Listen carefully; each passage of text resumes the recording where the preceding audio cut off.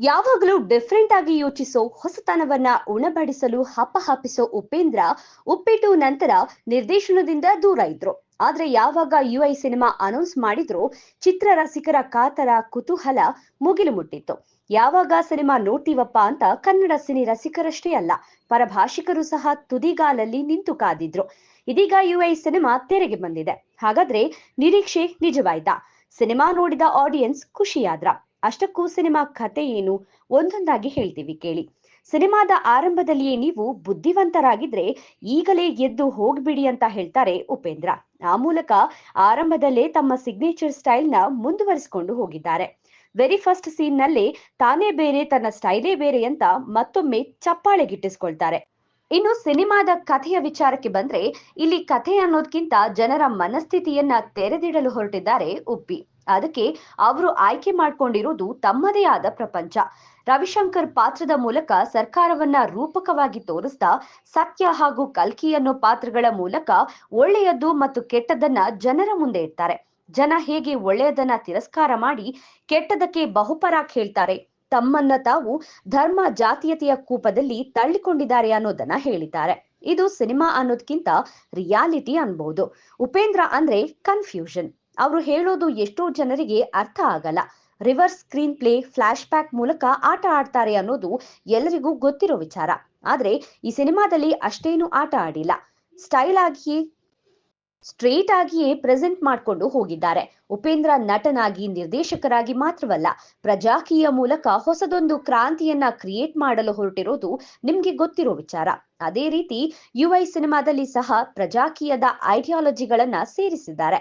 ಲೀಡರ್ಗಳನ್ನ ಸೃಷ್ಟಿ ಮಾಡಬೇಡಿ, ನಿಮ್ಗೆ ಕೆಲಸ ಮಾಡೋ ಒಳ್ಳೆಯ ಕೆಲಸಗಾರರನ್ನ ಹುಡುಕಿ ಅಂತ ಹೇಳಿದ್ರೆ ಒಬ್ಬ ನಾಯಕ ನಮ್ಗೆ ಬೇಕೇ ಬೇಕು ಅಂತ ಲೀಡರ್ಗಳ ಹಿಂದೆ ಹೋಗೋ ಸನ್ನಿವೇಶದ ಮೂಲಕ ಚಪ್ಪಾಳೆಗಿಟ್ಟಿಸ್ತಾರೆ. ಇಡೀ ಸಿನಿಮಾದಲ್ಲಿ ಡೈಲಾಗ್ಗಳು ಚೆನ್ನಾಗಿದೆ. ಅದರಲ್ಲೂ ಹೆಣ್ಣು ಬಟ್ಟೆ ಬಿಚ್ಚೋಕು ಮೊದಲು, ಹಣ್ಣು ಕಚ್ಚೋಕು ಮೊದಲು ಬೆಲೆ ಎನ್ನೋ ಡೈಲಾಗ್ ಚಪ್ಪಾಳೆಗಿಟ್ಟಿಸ್ಕೊಳ್ಳುತ್ತೆ. ಸಿನಿಮಾದುದ್ದಕ್ಕೂ ಈ ರೀತಿಯ 7-8 ಡೈಲಾಗ್ಗಳಿದೆ. ಅವು ಎಲ್ಲರಿಗೂ ಕನೆಕ್ಟ್ ಆಗುತ್ತೆ. ಇಡೀ ಸಿನಿಮಾವನ್ನ ಉಪೇಂದ್ರ ಆವರಿಸಿಕೊಂಡಿದ್ದಾರೆ. ಸತ್ಯ ಹಾಗೂ ಕಲ್ಕಿ ಅವತಾರದಲ್ಲಿ ಇಡೀ ಸಿನಿಮಾ ಪೂರ್ತಿ ಅವರೇ ಕಾಣಿಸಿಕೊಳ್ತಾರೆ. ಅದರ್ವೈಸ್ ರವಿಶಂಕರ್ ಪಾತ್ರ ಸರ್ಕಾರದ ರೂಪದಲ್ಲಿ ನಮ್ಗೆ ಕಾಣಿಸುತ್ತೆ. ಅದು ಬಿಟ್ರೆ ಅಚ್ಯುತ್ ಕುಮಾರ್ ಸ್ವಾಮೀಜಿಯಾಗಿ, ಸಾಧು ಕೋಕಿಲ ಜೋಕರ್ ಅವತಾರದಲ್ಲಿ ತಮ್ಮ ಪಾತ್ರಗಳಿಗೆ ನ್ಯಾಯ ಒದಗಿಸಿದ್ದಾರೆ.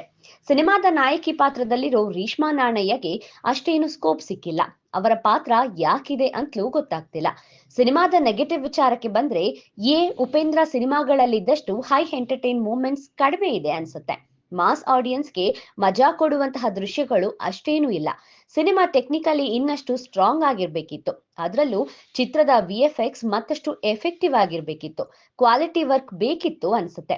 ಚಿತ್ರದಲ್ಲಿ 2 ಸಾಂಗ್ ಇರೋದು, 2 ಸಹ ಮಜಾ ಕೊಡುತ್ತೆ. ಹಿನ್ನೆಲೆ ಸಂಗೀತ ಸಹ ಎಫೆಕ್ಟಿವ್ ಆಗಿದೆ. HC ವೇಣುಗೋಪಾಲ್ ಉಪ್ಪಿಯ ಕಲ್ಪನೆ, ಆಲೋಚನೆಗೆ ತಕ್ಕಂತೆ ಕ್ಯಾಮೆರಾ ಹಿಡಿದಿದ್ದಾರೆ. ಲೈಟಿಂಗ್ ಬಳಸಿರೋ ರೀತಿ ಒಳ್ಳೆಯದು ಹಾಗೂ ಕೆಟ್ಟದನ್ನು ರೆಪ್ರೆಸೆಂಟ್ ಮಾಡಲು ಬಳಸಿರೋ ಕಲರ್ ಆಕರ್ಷಕವಾಗಿದೆ. ಒಟ್ಟಾರೆ ಯುಐ ಸಿನಿಮಾ ಬಿಡಿ ಬಿಡಿಯಾಗಿ ಇಷ್ಟವಾಗ್ತಾ ಹೋಗುತ್ತೆ. ಕೆಲವರಿಗೆ ಕೆಲವು ಪೋರ್ಷನ್ ಇಷ್ಟ ಆಗತ್ತೆ, ನೋಡುಗರಲ್ಲಿ ಭಿನ್ನ ಅಭಿಪ್ರಾಯವನ್ನ ಹುಟ್ಟು ಹಾಕತ್ತೆ. ಆದ್ರೆ ಒಂದಿಡೀ ಸಿನಿಮಾವಾಗಿ ನೋಡುವಾಗ ಏನೋ ಮಿಸ್ ಅನ್ನಿಸೋದು ಸುಳ್ಳಲ್ಲ. ಹಾಗಂತ ಇದು ಎಲ್ಲರ ಅಭಿಪ್ರಾಯವೂ ಆಗಿರತ್ತೆ ಅಂತ ಹೇಳೋದಿಕ್ಕಾಗಲ್ಲ.